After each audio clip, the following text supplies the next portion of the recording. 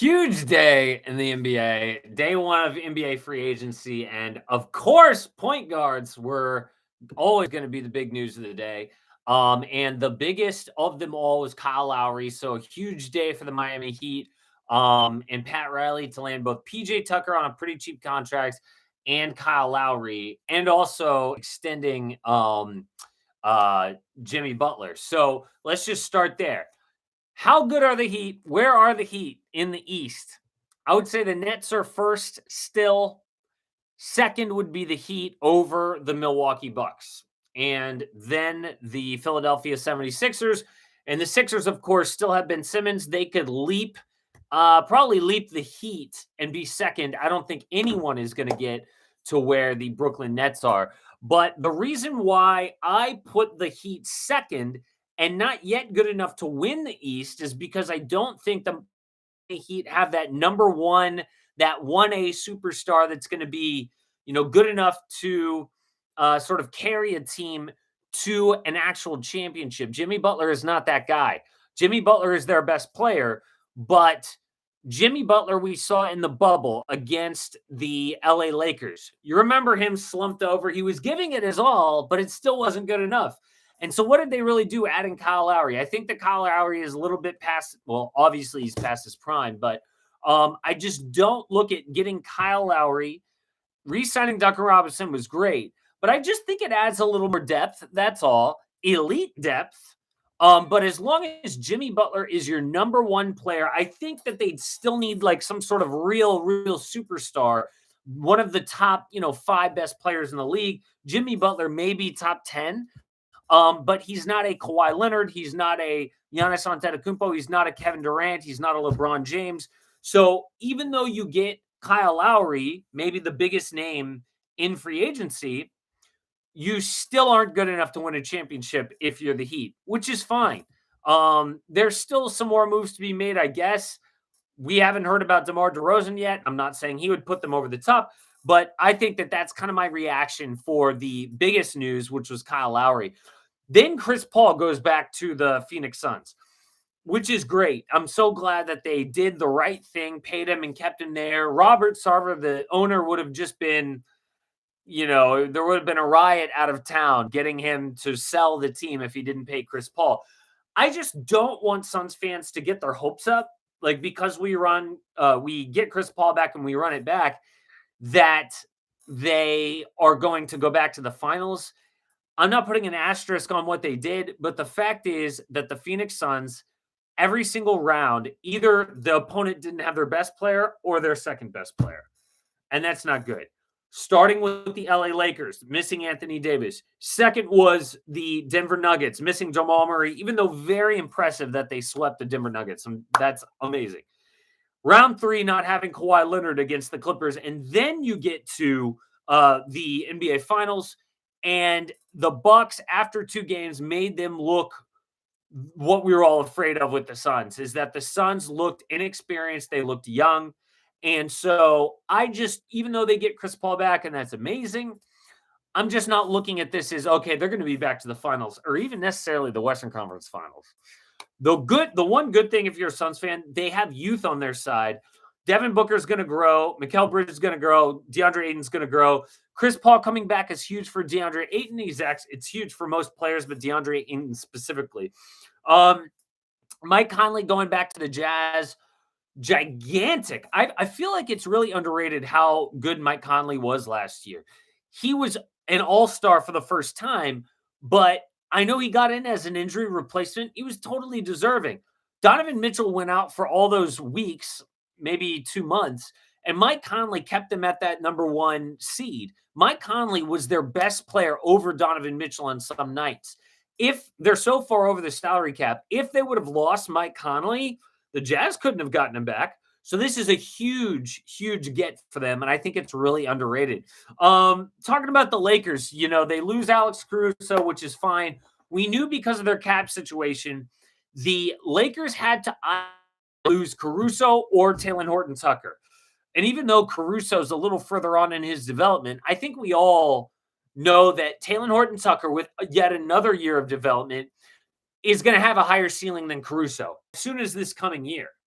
Now, of course, you guys know that I wish they would have traded THT and Schroeder at the deadline for Kyle Lowry, but here they are in the offseason, choose between Caruso and THT, and I think they chose the right guy. Caruso goes to the Bulls. My man Shane, Gypsy King, you see him in the comments. He is so happy to be a Bulls fan right now. I think he's happy because they're going to make the playoffs, which is great because they get Lonzo Ball, they get Caruso, they have Ball, Nikola Vucevic, Zach LaVine, Kobe White's still in the game. And so, the cool Lonzo is I believe he's going to move back to point guard. And he showed how great he can do in an off-ball situation. He became a really great shooter this last year, a really great shooter. We know he can defend. Lonzo is a great locker room guy. I just think of all of the chaos when he got into the league. His family, the Ball family, his dad, LeVar, was at its peak of dysfunction, its peak of distraction, right? Like LeVar, he was so new to all of us. And so we were so enamored by him, and people were putting microphones in his face. By the time LaMelo came around, people were kind of over it. The microphones weren't so much in LeVar's face to create the distraction.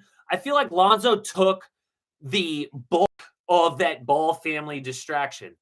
And he took like how dysfunctional Magic Johnson was, all that stuff, all of the pressure that was on him when he came into the league. He wasn't shooting threes well. And Lonzo came through all of that, like very level-headed, good locker room guy, soft-spoken, humble. Like I'm a huge fan of what Lonzo brings intangibles-wise to the Bulls. But tangibles-wise, he is awesome. Last year, he took a leap. Last year, Lonzo took a leap. And I'm so glad for him that he's going to the Bulls, where he's going to be like an integral part. I just feel like last year, the fact that they before restricted free agency, the Pelicans didn't offer Lonzo that deal that he really wanted. And so Lonzo always felt like he wasn't part of the group. He wasn't part of the long-term plans. Lonzo always kind of felt like outside of what the Pelicans were as a unit. Brandon Ingram's inside. Zion Williamson's inside.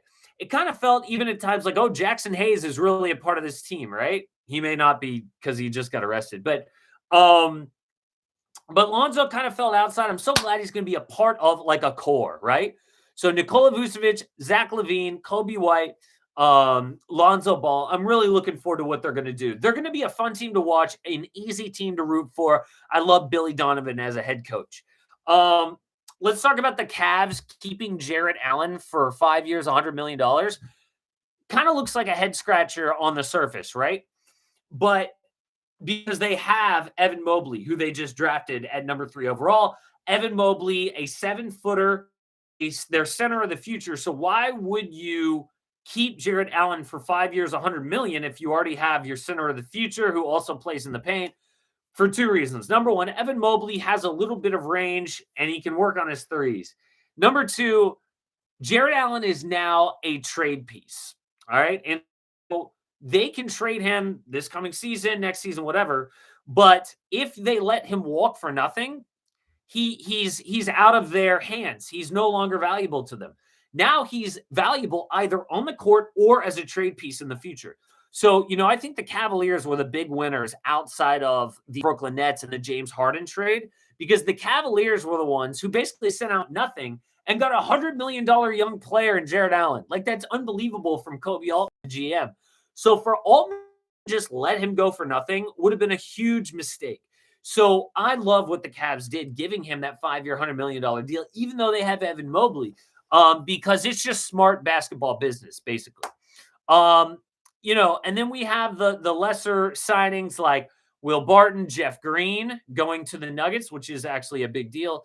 The Clippers re-signing Nicholas Batum was huge. There was going to be like a bidding war for Nicholas Batum. A lot of people heard, maybe the Warriors want to get Nick Batum. The Warriors have been strangely silent today. They haven't done much. We knew that they weren't necessarily doing agency because they don't have any money, but I just feel the Warriors. They're like always lurking, right? They're like that big sleeping giants, the team that all of us kind of have half an eye on all the time. And so I just wonder what the Warriors are thinking, what they're planning on with these trades to come up. Hopefully, a big trade for them. But we still don't know about DeMar DeRozan. He's going to be a big name to come out there.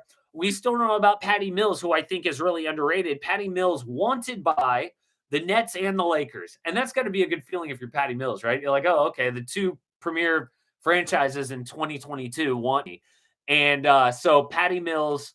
Veteran, good 3-point shooter, great locker room guy, good point guard. So I think whoever gets Patty Mills is going to be super lucky.